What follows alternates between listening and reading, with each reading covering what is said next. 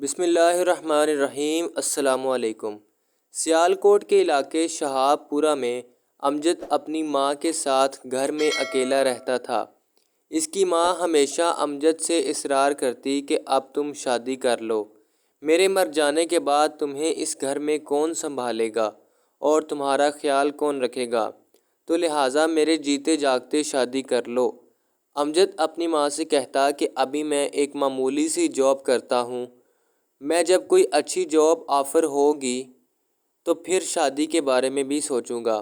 آخر امجد کو ایک اچھی کمپنی میں جاب آفر ہوئی تو اس نے وہ کمپنی جوائن کر لی۔ اب تو امجد کی شادی کرنے کے نہ کرنے کے بہانے بھی ختم ہو گئے، تو اس نے اچھی کمپنی میں جاب حاصل کرنے کے بعد شادی کر لی۔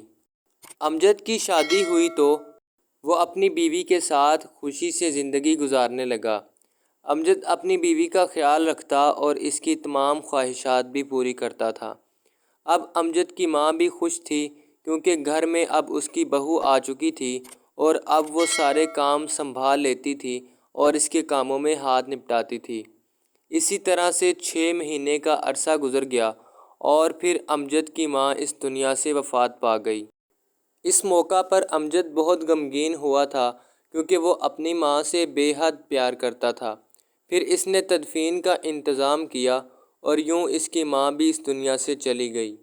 معمول کے مطابق امجد پھر اپنی جاب میں راضی تھا اور وہ اور اس کی بیوی گھر میں اکیلے رہتے تھے۔ امجد صبح سویرے اٹھتا اور آفس کے لیے تیار ہونے لگتا۔ اسی کی بیوی اسے ناشتہ بنا کر دیتی اور ناشتے سے فارغ ہونے کے بعد امجد آفس چلا جاتا اور شام کو گھر واپس آتا۔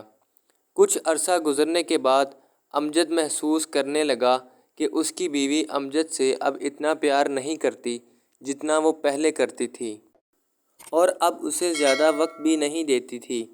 امجد سوچنے لگا کہ ایسی کیا بات ہے جو میری بیوی اب مجھے اتنا وقت نہیں دیتی۔ امجد کو یہ بھی معلوم تھا کہ اس کے گھر میں محلے والی عورتوں کا آنا جانا رہتا ہے، اور ان عورتوں نے امجد کے کان بھر دیے اور کہا یوں اکیلی بیوی کا جوان بیوی کو گھر میں اکیلا چھوڑ کر جانا اچھا نہیں ہے، تمہیں کیا معلوم کہ پیچھے گھر میں یہ سارا دن کیا کرتی رہتی ہے۔ یہ سن کر امجد شک میں پڑ گیا اور اسے عجیب سی بے چینی ہونے لگی کہ کہیں میرے آفس جانے کے بعد کہیں میری بیوی غیر محرم مرد سے تو نہیں ملتی۔ اس نے ایک ترکیب سوچی اور اس نے سوچا کہ گھر میں خفیہ کیمرے لگوا دیے جائیں جس سے وہ اپنی بیوی پر نظر رکھ سکے گا اور گھر میں وہ سارا دن کیا کرتی ہے اور کون گھر میں اسے ملنے آتا جاتا ہے۔ پھر امجد نے ایک دن اپنی بیوی کو اس کے میکے چھوڑا اور گھر آ کر اس نے ہر جگہ پر خفیہ کیمرے لگوا دیے، اور اب وہ جان سکتا تھا کہ اس کی بیوی گھر میں سارا دن کیا کرتی ہے۔ اگلے دن جب اس کی بیوی گھر واپس آ گئی تو امجد بھی کام پر چلا گیا۔ چینل کو سبسکرائب نہیں کیا تو سبسکرائب کر دیں۔ امجد آفس پہنچا اور اس نے اپنے موبائل سے خفیہ لگے ہوئے کیمروں کا ریکارڈ کھولا تو جو اس نے دیکھا وہ بالکل حیران کن تھا۔ امجد کیمروں میں دیکھ کر چونک گیا اور حیران ہو گیا کہ آخر اس کی بیوی سارا دن گھر میں کیا کرتی رہتی ہے۔ اس نے دیکھا کہ صبح سب سے پہلے میری بیوی گھر کا سارا کام کیا کرتی ہے اور کام کرنے کے بعد وہ زمین پر مصلی بچھا کر بیٹھ گئی اور قرآن پاک کی تلاوت کرنے لگی اور اس کے بعد نماز کا اہتمام کرتی۔ امجد نے جب یہ دیکھا تو وہ ہکا بکا رہ گیا اور اسے محسوس ہوا کہ وہ اپنی بیوی کے بارے میں کیا سوچتا رہا، لیکن اس کی بیوی تو بہت نیک، پارسا اور خوبصورت سیرت والی خاتون ہے۔ امجد اپنے کیے پر بہت شرمندہ تھا اور اب وہ اپنی بیوی کی نظروں سے گر چکا تھا۔ وہ اپنے آپ سے پچھتانے لگا کہ آخر میں نے یہ حرکت کیوں کی اور اپنی بیوی پر خود ہی کیوں شک میں پڑ گیا، حالانکہ مجھے ایسا نہیں کرنا چاہیے تھا۔ آفس سے جب اس کو چھٹی ہوئی تو وہ سیدھا بازار پہنچا اور اس نے اپنی بیوی کے لیے خوبصورت جوڑے اور کچھ مختلف تحائف لیے اور گھر پہنچا۔ اس کی بیوی نے اسے گھر آتے ہی سلام کیا اور پانی پیش کیا۔ جب تحفے تحائف دیکھے تو بہت خوش ہو گئی کہ اس کا شوہر اس کے لیے تحائف لے کر آیا ہے۔ امجد اپنی بیوی سے بہت شرمندہ ہو رہا تھا اور وہ چاہ رہا تھا کہ سب وہ اپنی بیوی کو بتا دے، لیکن اس کی زبان اس کا ساتھ نہیں دے رہی تھی۔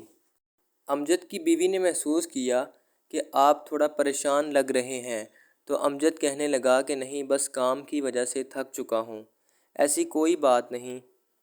لیکن پھر بھی امجد کے منہ سے ظاہر پریشانی نظر آ رہی تھی۔ امجد کی بیوی کہنے لگی کہ آخر کیا پریشانی ہے، آپ مجھے بھی بتا سکتے ہیں۔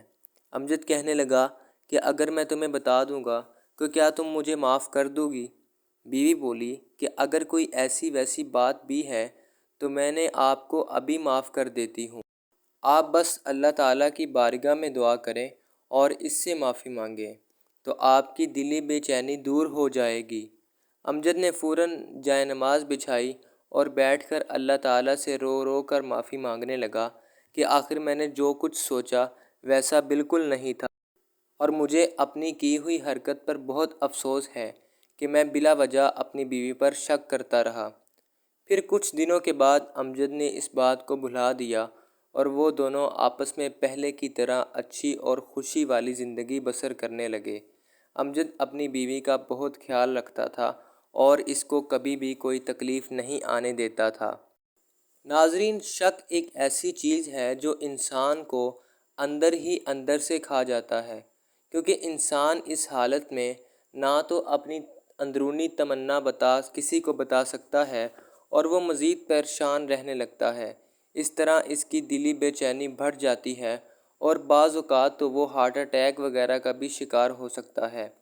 لہٰذا انسان کو تمام شک شبہات دور کر لینے چاہیے اور خاص کر کے معاشرے کی باتوں میں نہیں آنا چاہیے۔ لوگ تو آپ کے بارے یا آپ کے پیاروں کے بارے میں مختلف طرح کی باتیں بناتے رہتے ہیں، لیکن آپ کو اپنے آپ پر اور اپنے عزیز و اقارب پر پختہ اعتماد اور یقین ہونا چاہیے۔ ناظرین، ایسی اسلامی کہانیاں اور واقعات سننے کے لیے ہمارا یوٹیوب چینل سبسکرائب کریں اور بیل آئیکن کو بھی پریس کر دیں تاکہ ہماری ہر آنے والی نئی ویڈیو آپ کے پاس ہی سب سے پہلے پہنچ سکے۔ اس ویڈیو کو صدقہ جاریہ سمجھ کر دوسروں کے ساتھ ضرور شیئر کریں اور ویڈیو کو لائک بھی کر دیں۔ ہماری گزشتہ ویڈیوز دیکھنے کے لیے آپ ہمارا چینل بھی وزٹ کر سکتے ہیں۔ کمنٹ باکس میں اللہ تعالیٰ کے 99 ناموں میں سے ایک نام ضرور ٹائپ کریں۔ شکریہ۔